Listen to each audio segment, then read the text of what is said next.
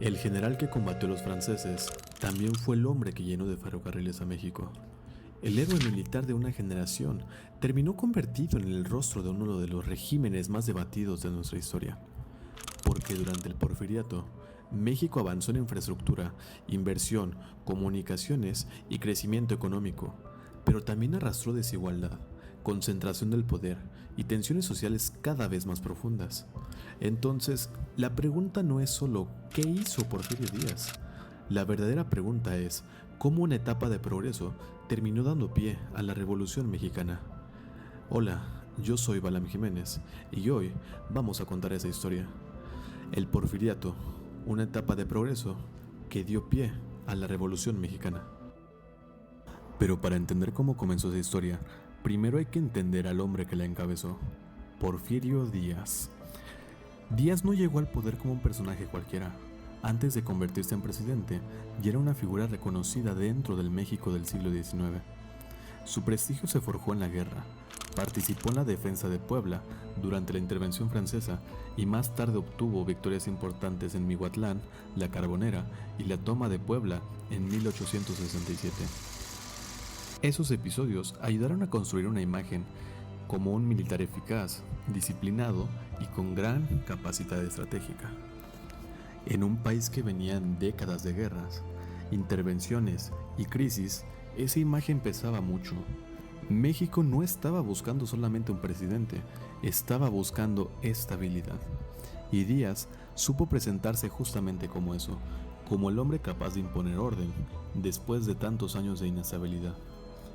Después del triunfo republicano, comenzó su camino hacia la presidencia.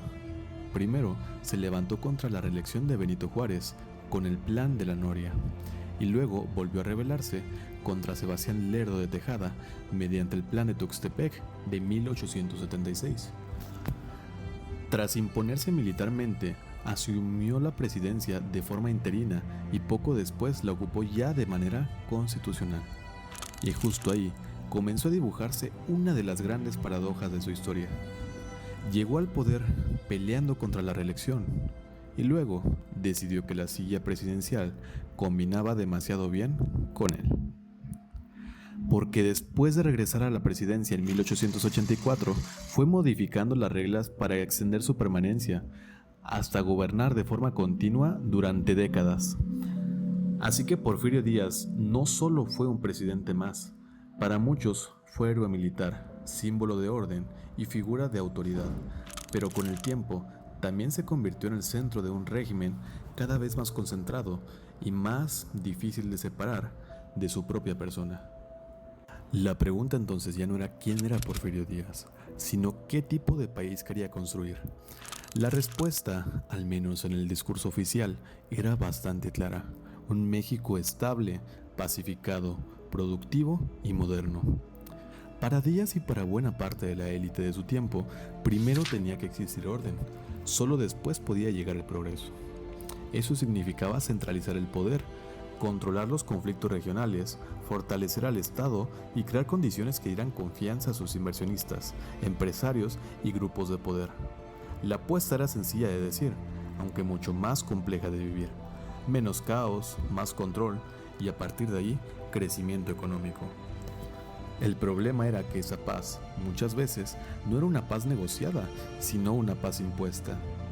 Aún así, durante varios años, esa fórmula pareció funcionar. México comenzó a verse a sí mismo y a venderse al exterior como un país que por fin podía dejar atrás la inestabilidad del siglo XIX y entrar, ahora sí, a la modernidad. Y esa modernización no se quedó en el discurso, se tradujo en obras, concesiones, inversiones y una nueva manera de insertar a México en la economía mundial. Durante el Porfiriato, la construcción de ferrocarriles se convirtió en el gran símbolo del progreso. Las vías unieron regiones antes aisladas, facilitaron el comercio, aceleraron el transporte y ayudaron a integrar el mercado nacional.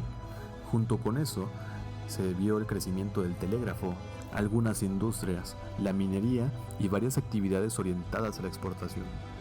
Pero buena parte de ese impulso no salió solo del ahorro interno ni del capital nacional.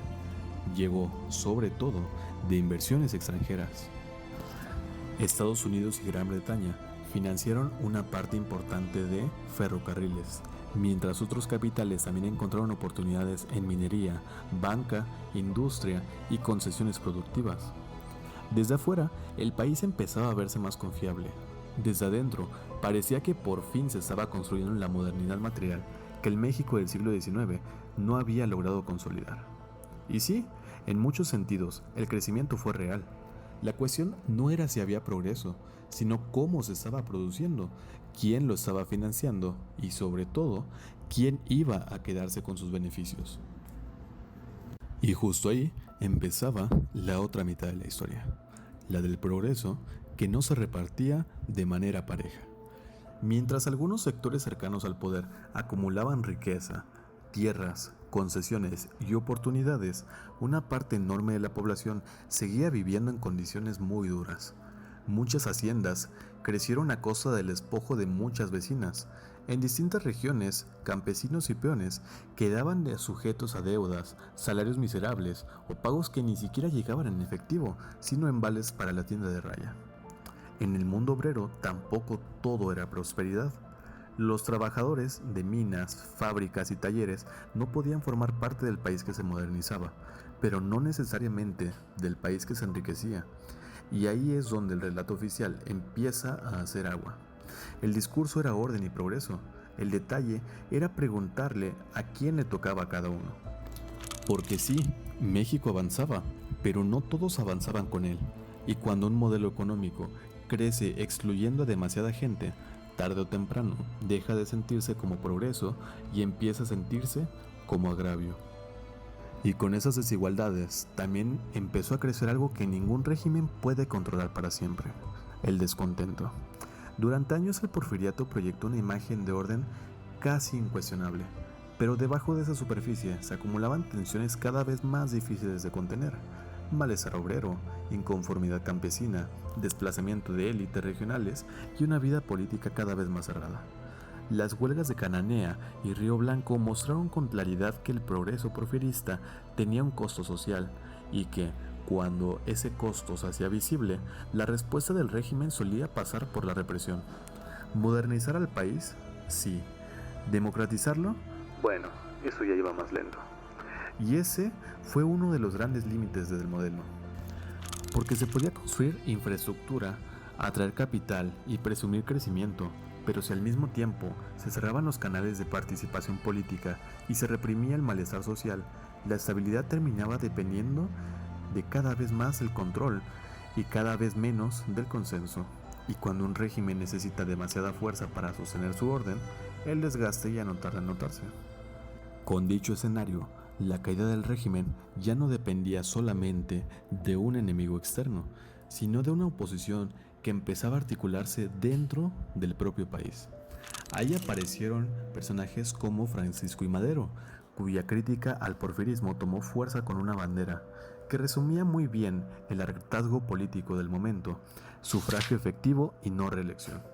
Ese lema no solo cuestionaba la permanencia de Díaz en el poder, también denunciaba la falta de libertades reales dentro de un sistema que parecía incapaz de renovarse por la vía institucional. Pero la revolución no fue solamente una queja electoral. Detrás del antirreeleccionismo también venían acumulándose reclamos por la concentración del poder, la desigualdad, la represión y, en muchos casos, el despojo de tierras y la falta de justicia social.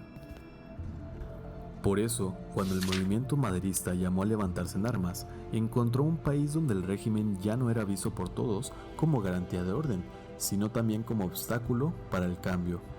La Revolución Mexicana comenzó así, no como una simple reacción a un hombre, sino como la explosión de contradicciones que se habían venido acumulando durante décadas. Y entonces el gran proyecto del porfiriato, que durante tanto tiempo pareció sólido, por fin empezaba a tambalearse de verdad. Pero incluso con su caída, el debate sobre Porfirio Díaz no quedó resuelto. En realidad empezó otra discusión: ¿cómo recordar a un personaje que hizo tanto y al mismo tiempo dejó tanto sin resolver? Porque sería muy simplista decir que Porfirio Díaz fue solamente un villano. Bajo su régimen, México vio avances importantes en infraestructura, comunicaciones, inversión y crecimiento material, pero también sería igual de simplista convertirlo solamente en un héroe. Su gobierno concentró poder, limitó la vida política, profundizó desigualdades y terminó dejando una base social demasiado tensa como para sostenerse indefinidamente. Por eso, el porfiriato sigue dividiendo opiniones. Para algunos fue el gran modernizador del país, para otros el rostro de una modernización autoritaria y excluyente. Díaz renunció a la presidencia el 25 de mayo de 1911 y partió rumbo al exilio el 31 de mayo de ese mismo año. Pero su salida no resolvió de inmediato las contradicciones que había dejado detrás. Lo derrocaron, entre otras cosas, bajo la bandera de la no reelección. Y aún así, la historia mexicana demostraría después que se puede sacar al hombre del poder, pero no matar tan fácilmente la idea. Quizá esa es una de las lecciones más incómodas del porfiriato, que el progreso, cuando no se acompaña de inclusión, de equilibrio político y de justicia social, puede terminar sembrando justo aquello que pretendía evitar, la ruptura. Y por eso, más de un siglo después, el porfiriato sigue siendo una época recordada con polémica.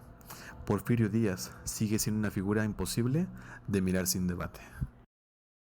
Muchas gracias por acompañarme hasta el final. Este video fue realizado como proyecto para la clase de Historia Económica de la Licenciatura en Economía de la UNAM. Mi nombre es Balam Jiménez y les deseo un excelente día.